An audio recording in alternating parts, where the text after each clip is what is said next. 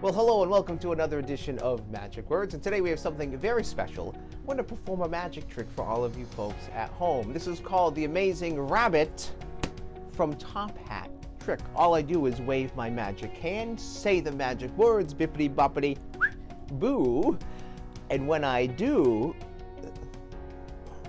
wait a second, this is not even close to being a rabbit. This is my pet skunk, Lucy. Lucy, what are you doing here?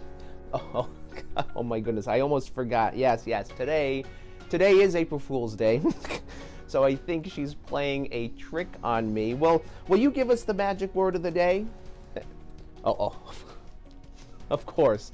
Lucy says that the magic word of the day is laughter. And she says the magic word is laughter because there's a proverb, and it says, a happy heart is like good medicine, but a broken spirit drains our strength. And I believe this is true. I've experienced it firsthand, and okay, yes, calm down. I'll give you love. When I was going through a period of my life, I was going through severe depression, and night times were perhaps the hardest times because I would get so lost in thought, just ruminating over the same negative things over and over and over again. So what I would do is I would turn to Comedy Central. I would turn the TV on, watch some stand-up comedy.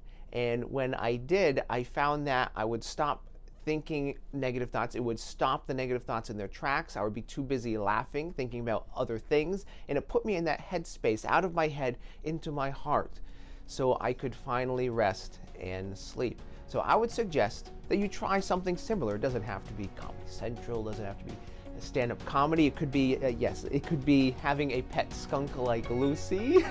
Yes. It could be having a friend that you like to laugh with. It could be truly anything, just something so you can tap into the magical power of laughter.